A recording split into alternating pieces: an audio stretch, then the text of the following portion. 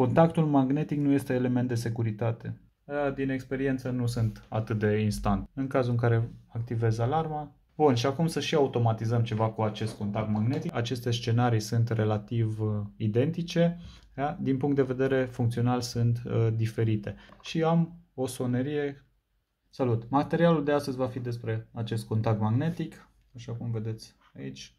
Este vorba de un contact magnetic Zigbee de la Sonoff și codul este SNZ B04. Indirect l-ați văzut și în episodul trecut în care am prezentat acest bridge și acolo vă arătam și funcția de alarmă. În pachet găsiți evident contactul magnetic, adezivi pentru prinderea lui.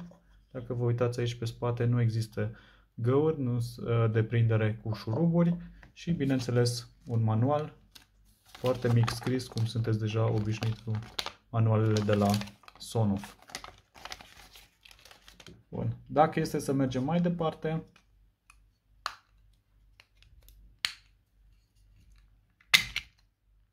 aici se poate vedea electronica, este alimentat de o baterie CR2032 și am să vă arăt mai încolo de ce îmi place ca electronica să fie ușor accesibilă.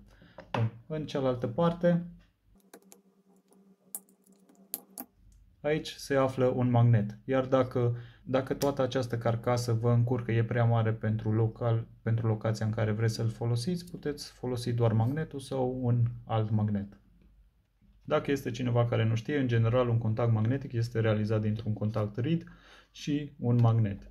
Aici încapsulat este un contact deschis, iar în momentul apropierii magnetului, da, cele două contacte se închid și închid circuitul. Bun. Acum că știți cum funcționează, am să mai repet un lucru pe care l-am scris într-un comentariu. Indiferent că folosiți un astfel de contact magnetic cu funcția de alarmă sau folosiți un contact magnetic în alarma voastră de acasă, contactul magnetic nu este element de securitate. Dacă le folosiți într-un sistem de alarmare, nu uitați ca în spatele lor să aveți și un senzor de detecție. Aceste contacte magnetice instalate, de exemplu, pe ușa de intrare, vă pot oferi o întârziere pe partea de dezarmare, să aveți timp să ajungeți la tastatură, iar instalate pe ferestre, în funcție de programare, vă pot, de exemplu, împiedica să armați sistemul în cazul în care o fereastră este deschisă. Bun. Asta despre partea de securitate. Pentru a introduce contactul magnetic în cloudul Sonoff am nevoie, bineînțeles, în primul rând de un bridge Zigbee, pentru că vorbim de un echipament Zigbee, și apoi de aplicația EV-Link.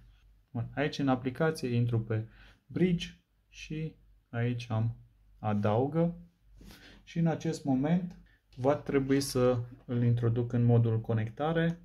Aici are o tastă și țin apăsat aproximativ 5 secunde. El pâlpâie.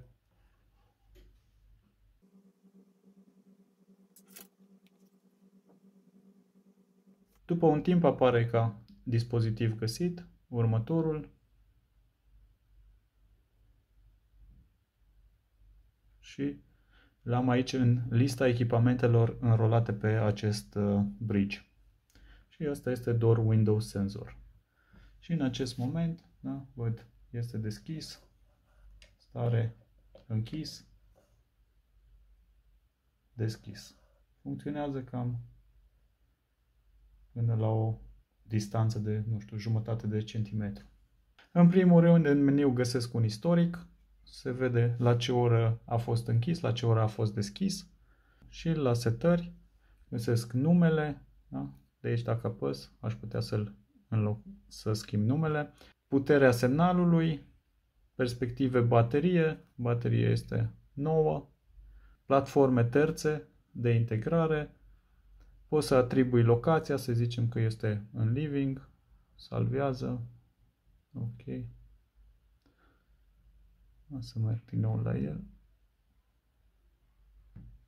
ok, partajare, v-am mai arătat, puteți să-l partajați cu alte conturi, scenă inteligentă, o am să revin.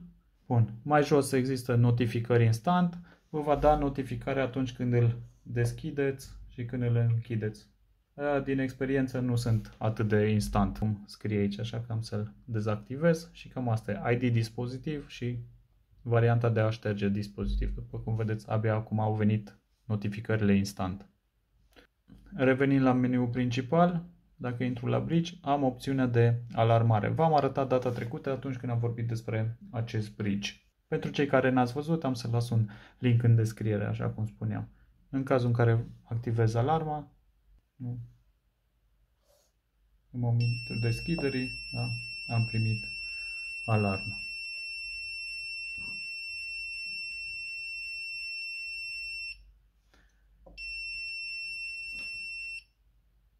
Și dezactivare. Despre toate acestea vă invit să urmăriți clipul despre bridge. Bun, și acum să și automatizăm ceva cu acest contact magnetic și vreau să vă arăt ceva interesant.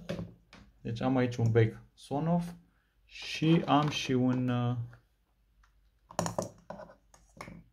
releu de la Sonoff care are atașat un consumator, acest LED.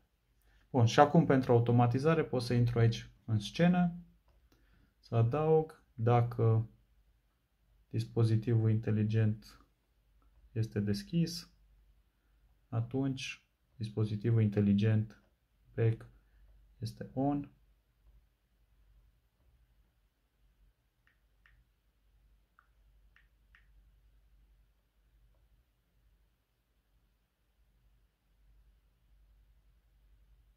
Ok, și dacă dispozitivul inteligent este închis, off, să zicem off, salvare. Bun, în acest moment, dacă deschid contactul magnetic, se aprinde becul, îl închid, se stinge. Pot să aleg o culoare anume, o intensitate anume, se pot face mai multe setări. Hai să vă arăt și la acest releu. Dacă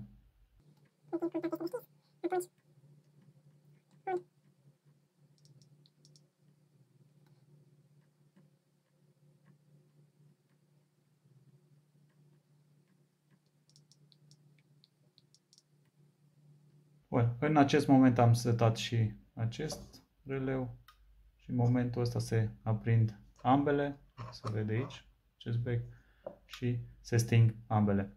Ce vreau să vă atrag atenție aici este că deși aceste scenarii sunt relativ identice, da, din punct de vedere funcțional sunt diferite.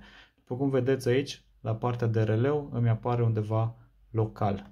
Toate astea le-am explicat în clipul despre acest releu. Este, după părerea mea, unul dintre cele mai complete ghiduri ale acestui echipament. Diferența este că acest echipament este Zigbee, este înrolat tot în acest bridge, iar scenariul se efectuează local. Chiar dacă în cazul în care pierd conexiunea la internet, acest bec nu se va mai prinde, dar releul va funcționa în continuare. Și am să mergem mai departe cu ideile.